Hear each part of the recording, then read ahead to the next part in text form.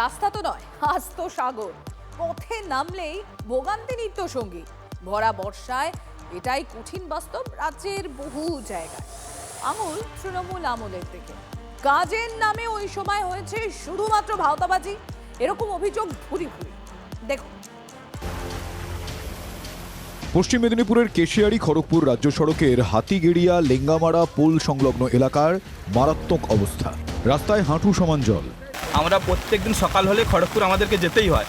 এই সকাল থেকে যখন যাওয়ার সময় আমরা দেখতে পাচ্ছি যে রাস্তার উপর দিয়ে জল যাচ্ছে, হাঁটু অবধি জল ছিল, তাও সকালবেলায় চলে এসেছি। এখন তো দেখছো যে ব্যারিকেড লাগানো আছে, তো যাতায়াত করা যাচ্ছে না, অসুবিধার মধ্যে পড়তে হচ্ছে। টানা 1 সপ্তাহ 10 দিন ধরে বৃষ্টি হচ্ছে, যার ফলে এই অবস্থা। যাতায়াতের ক্ষেত্রে কতটা যাতায়াতের ক্ষেত্রে রাস্তা ভেঙে গেছে, দেখতে পাচ্ছেন। প্রত্যেকেই অসুবিধা হচ্ছে, অনেক দূর দিয়ে ঘুরে আসতে হচ্ছে, এক কথা যাতায়াত বিচ্ছিন্ন। স্থানীয়দের অভিযোগ, এই দুর্গতি নতুন কিছু নয়। সামান্য বৃষ্টি হলেই এই দশা হয়। দুর্ভোগ থেকে মুক্তির পথ কি? সবাইকে হাতড়ে বেড়াতে হচ্ছে এই প্রশ্নের উত্তর। সমস্যা স্বরূপনগরেও লক্ষ লক্ষ টাকা একসময় বরাদ্দ হয়েছিল এই রাস্তার জন্য। কৈজুরি ও বালতি নিত্যানন্দকাটি গ্রাম পঞ্চায়েত এলাকার প্রায় 50টি গ্রামের মানুষের একমাত্র ভরসা এই সীমান্ত সড়ক। কিন্তু রাস্তার নামে এটা কি সেটা বুঝে উঠতে পারছেন না এলাকার মানুষ। এতে মানুষই চালায় এই গাড়ি। এখানে দেখিস অবস্থা, পুকুর, এটা পুকুরের ওপর দিয়ে যাচ্ছি আমরা।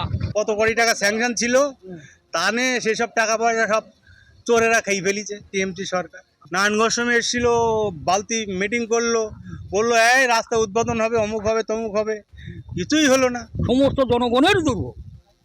এত কষ্ট দেখছেন তো, এসছেন দেখছেন কি কাটতে হয়ে গেছে, গাড়ি বন্ধ হয়ে গেছে। প্রায় 7 কিলোমিটার দীর্ঘ এই রাস্তা চলাচলের অযোগ্য। আগে বারাসত পর্যন্ত বাস পরিষেবা চালু থাকলেও এখন সেসব বন্ধ। ক্ষোভের পারদ চড়ছে। এই আবহেই রাস্তায় ধানের চারা পুঁতে বিক্ষোভ চলল।